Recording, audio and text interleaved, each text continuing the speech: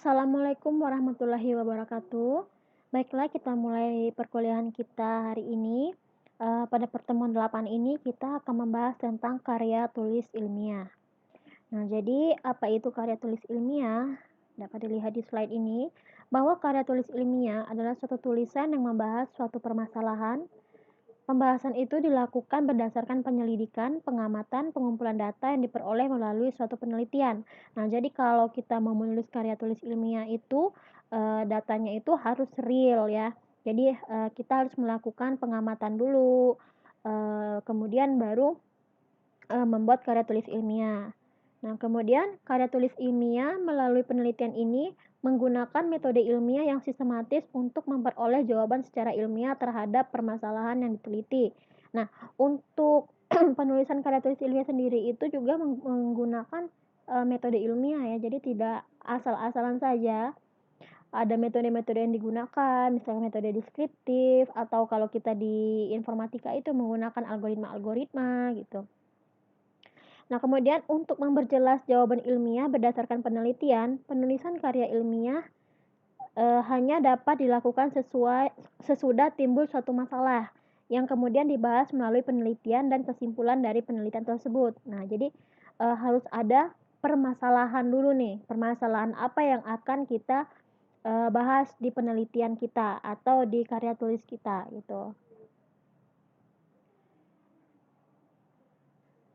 Dalam penelitian yang digunakan sebagai bahan penulisan karya tulis ilmiah, mengutip pernyataan orang lain sebagai dasar atau sebagai landasan penyusunan penelitian. Nah, untuk penulisan karya ilmiah sendiri juga harus berasal dari sumber sumber atau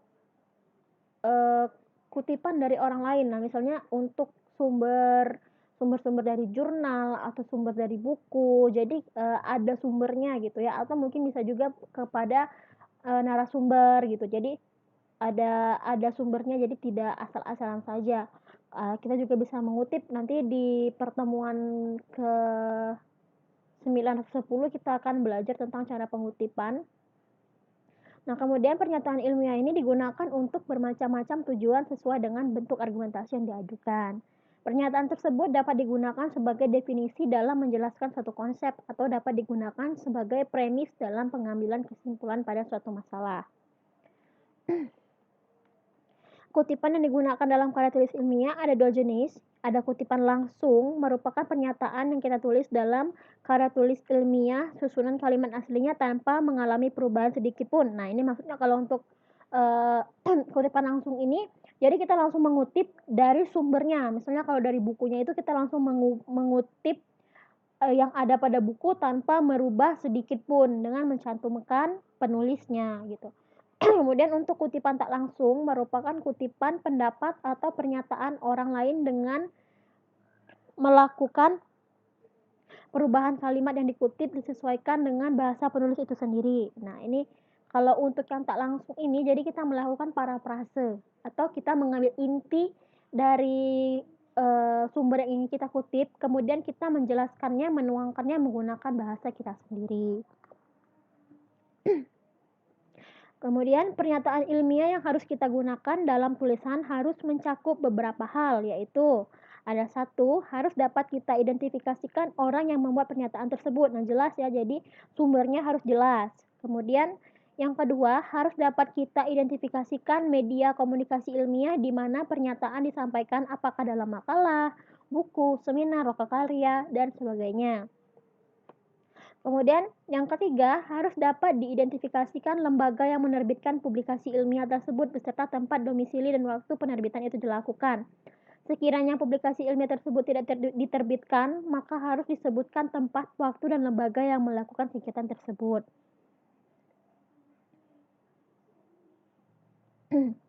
Nah, jadi jelas ya kalau untuk menulis karya tulis ilmiah itu benar-benar harus ilmiah gitu. Jadi karya tulis yang ilmiah. Ilmiah berarti harus ada sumbernya, kemudian dilakukan penelitian, datanya jelas gitu ya. Nah, karya tulis ilmiah hasil penelitian berfungsi mengkomunikasikan gagasan atau hasil penelitian yang telah dilakukan, khususnya A. Gagasan. Apa yang menjadi permasalahan dan bagaimana gagasan yang dikemukakan dapat dikemukakan dalam memecahkan masalah. Kemudian ada penelitian, apa yang diteliti, mengapa penelitian dilakukan, dan apa yang menjadi fokusnya, apa yang menjadi acuan konseptualnya, bagaimana desainnya, bagaimana data dikumpulkan dan dianalisis, temuan apa yang diperoleh, apa kesimpulan akhirnya, dan apa rekomendasi yang dinyatakan berdasarkan temuan tersebut bagi kepentingan praktis dan pengembangan ilmu. Nah, untuk bentuk karya tulis ilmiah juga ada dua macam, yaitu yang pertama ada ilmiah panjang, contohnya skripsi, tesis, dan laporan penelitian. Kemudian ada yang kedua yang pendek, contohnya artikel jurnal dan makalah simposium. Nah, kalau untuk kita CIC nih ya, nanti di semester 6 itu kan kalian ada proyek dan informatika. Nah, itu adalah karya tulis ilmiah pertama kalian. Setelah itu di semester 8 kalian akan membuat skripsi. Nah, dari skripsi itu nanti akan dihasilkan atau outputnya itu adalah jurnal. Nah, jurnal itu nanti menjadi karya ilmiah versi pendek gitu. Kemudian untuk persyaratan karya tulis ilmiah, yang pertama, karya tulis ilmiah membuat gagasan ilmiah lewat pikiran dan alur pikiran. Keindahan karya tulis ilmiah terletak pada bangun pikir dengan unsur-unsur yang menyangganya. Alur pikir dituangkan dalam sistematika dan notasi. Karya tulis ilmiah terdiri dari unsur, kata, angka, tabel, dan gambar yang tersusun mendukung alur pikir yang teratur. Kemudian karya tulis ilmiah harus mampu mengekspresikan asas-asas yang terkandung dalam hakikat ilmu dengan mengindahkan kaidah-kaidah kebahasaan. Karya tulis ilmiah terdiri dari serangkaian narasi, eksposisi, deskripsi, dan argumentasi. Jadi jelas kalau karya tulis ilmiah itu sebenarnya itu merupakan ide, gagasan, atau alur pikiran dari kita sendiri, tapi dengan didukung oleh data-data dan sumber-sumber yang terpercaya sehingga karya tulis tersebut menjadi ilmiah gitu ya.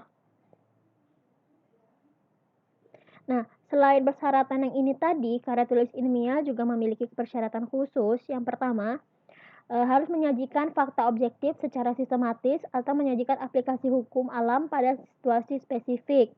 Kemudian ditulis secara cermat, tepat, benar, jujur, dan tidak bersifat terkaan.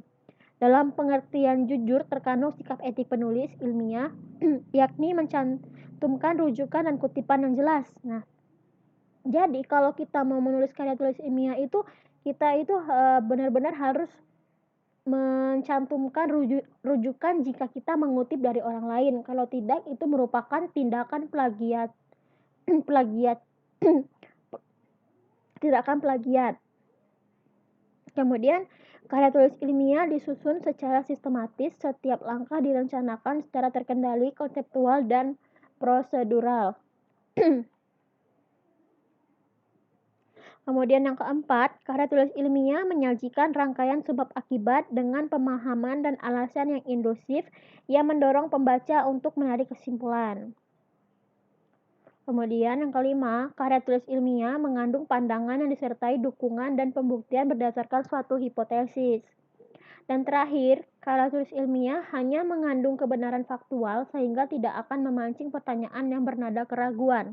Penulis karya ilmiah tidak boleh memanipulasi fakta, serta tidak bersifat ambisius dan berprasangka.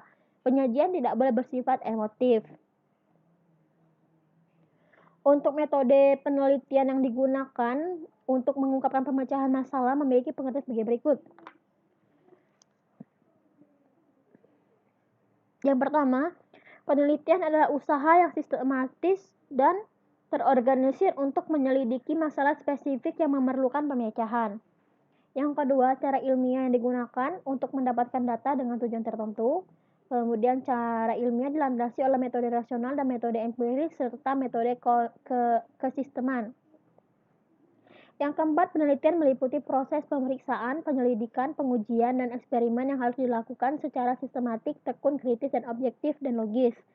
Dan yang terakhir, Penelitian dapat didefinisikan sebagai pemeriksaan atau penyelidikan ilmiah sistematik terorganisasi didasarkan data dan kritis mengenai masalah spesifik yang dilakukan secara objektif untuk mendapatkan pemecahan masalah atau jawaban dari masalah tersebut. Nah, menurut Suharjono, karya ilmiah dapat dikelompokkan sebagai berikut. Nah, untuk karya ilmiah hasil penelitian, pengkajian, survei, atau evaluasi di bidang pendidikan, laporan kegiatan ilmiah ini dikelompokkan menjadi laporan kegiatan ilmiah. Kemudian untuk yang bagian ini dikelompokkan menjadi tulisan ilmiah. Kemudian ada juga seperti buku pelajaran, buku modul dan diktat pelajaran itu dikelompokkan menjadi buku. Nah, untuk perbedaan makalah, paper, dan artikel dapat dilihat di sini untuk pengertiannya. Makalah merupakan naskah yang sistematik dan utuh yang berupa garis-garis besar outline mengenai suatu masalah dan ditulis dengan pendekatan satu atau lebih disiplin keilmuan tertentu, baik itu menguraikan pendapat, gagasan maupun pembahasan dalam rangka pemecahan masalah tersebut. Sedangkan untuk paper adalah sebutan khusus untuk makalah di kalangan para akademisi atau mahasiswa dalam kaitannya dengan pembelajaran dan pendidikannya sebelum menyelesaikan jenjang studi. Nah, jadi paper, makalah itu sebenarnya hampir mirip saja, cuman beda di jenjangnya saja atau skalanya ya yang digunakan. Sedangkan untuk artikel ilmiah adalah sebutan khusus untuk makalah yang mengalami variasi dan adaptasi tertentu yang dipublikasikan melalui suatu jurnal ilmiah atau penerbitan khusus lain tanpa meninggalkan prinsip dari struktur, format, sistematika, dan isi makalah ilmiah. Nah, ini ada untuk formatnya. Nah, ini format dasar untuk penulisan makalah, paper, atau artikel ya. Yang pertama ada judul, kemudian pendahuluan atau latar belakang masalah. Nah, kalau untuk latar belakang masalah ini adalah kita membuat hal apa yang mendasari kita untuk menulis penelitian tersebut. Kemudian bagaimana keadaan saat ini dan apa yang dapat kita lakukan ke depannya tentang objek penelitian yang akan kita teliti tersebut dengan menggunakan metode ilmiah apa. Nah, jadi metode ilmiah ini nanti yang kita gunakan untuk menyelesaikan permasalahan tersebut. Jadi kita harus mencari gap-nya. Gap-nya itu adalah perbedaan dari sebelum dan sesudah. Nah, dalam latar belakang masalah ini kita juga harus didukung oleh beberapa sumber yang meyakinkan atau sudah pernah melakukan penelitian dan kita buat juga perbedaannya sehingga kita bisa memperbaiki atau memberikan perbedaan penelitian yang kita buat dengan penelitian sebelumnya. Kemudian ada permasalahannya atau rumusan masalahnya, jelasnya apa masalah yang akan dibahas. Kemudian kajian teori. Kajian teori ini bisa berisi daftar dasar teori dan tinjauan pustaka. Kalau tinjauan pustaka itu adalah teori-teori jurnal sebelumnya atau penelitian sebelumnya yang mendukung penelitian yang akan kita lakukan. Kemudian ada pembahasan, membahas tentang yang kita teliti, kemudian kesimpulan, saran, penutup, dan daftar pustaka. Nah, kalau untuk laporan penelitian, dia akan lebih komplit lagi. Kalau dia tadi cuman ininya bagian inti-intinya saja, sedangkan untuk di laporan penelitian ini dia lebih lengkap ya. Untuk di bagian awal ada halaman sampul, halaman judul, abstrak. Nah, abstrak ini berisi tentang kesimpulan dari atau bukan kesimpulan, garis besar dari penelitian yang kita lakukan. Kemudian ada kata pengantar, daftar isi, daftar gambar, dan lampiran. Kemudian untuk di bagian inti, ada di bab 1 pendahuluan, ada latar belakang, identifikasi masalah, pembatasan masalah, perumusan masalah, kegunaan penelitian. Pembatasan masalahnya jadi misalnya kita di TI nih, kita mau buat sistem pendaftaran mahasiswa baru. Nah, jadi kita batasin dulu nih, sistem kita itu bisa apa saja. Apakah jadi sistem ini cuma bisa digunakan saat masa PMB saja atau bisa digunakan untuk selamanya gitu, atau cuma aktif di masa PMB, setelah PMB sistemnya tidak aktif gitu. Itu untuk pembatasan masalahnya seperti itu. Kemudian ada bab 2-nya di kajian pustaka, sama tadi seperti yang saya jelaskan. Kemudian ada bab 3, metodologi penelitian. Nah, metodologi penelitian inilah metode yang kita gunakan. Nah, misalnya untuk contoh di sini tujuan penelitiannya apa, tempat dan waktu penelitiannya di mana, populasi dan sampel penelitiannya apa saja, dan berapa yang kita gunakan. Lalu metode penelitian yang kita gunakan apa, instrumennya apa, lalu teknik analisa datanya apa. Kemudian di bab 4, hasil penelitian dan pembahasan. Nah, ini kita menjelaskan hasil dari penelitian yang kita lakukan. Kalau kita di TI itu untuk di bab 4-nya itu nanti kita bahas di buku panduan kita saja ya. Kemudian di kesimpulan dan implikasi saran. Nah, di sini ada kesimpulan, implikasi dan saran. Kemudian di bagian akhirnya ada daftar pustaka, lampiran. Lampiran itu data-data yang mendukung, misalnya seperti source code atau data yang digunakan, surat izin, kemudian ada riwayat hidup. Nah, untuk laporan penelitian versi pendek, ini ada cuma 5 poin, pendahuluan, metode, temuan dan pembahasan, kesimpulan, dan rekomendasi, kemudian daftar pustaka. Oke, sekian saja materi untuk hari ini. Minggu depan kita akan membahas buku panduan proyek TI dan panduan skripsi. Kemudian saya juga akan memberikan contoh-contoh dari cara penulisan proposal untuk proyek dan skripsi. Karena nanti kan kalian juga akan menulis proyek dan skripsi. Jadi kita bahas untuk di minggu depan. Oke, sekian materi hari ini. Saya tutup. Assalamualaikum warahmatullahi wabarakatuh. Oh, sorry. Lupa. Kerjakan latihan ini sebagai pengganti absen, nanti ditutup jam 6 sore. Nah, jadi buat sebuah latar belakang permasalahan, alasan Anda berkuliah di Universitas Catur Insan Cendekia. Nah, jadi cuma latar belakang aja ya. Jadi, apa alasan tidak perlu membuat yang ilmiah dulu atau tidak usah pakai sumber-sumber dulu, atau kalau mau sumber pun boleh untuk seperti tanggal berdiri ataupun apa.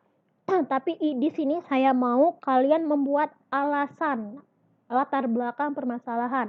Apa alasan Anda memilih Universitas Catur Insan Cendekia, atau apa saja kelebihan dari CIC. Jadi pokoknya alasan Anda itu apa untuk berkuliah di CIC. Oke, itu saja. Saya tutup. Assalamualaikum warahmatullahi wabarakatuh.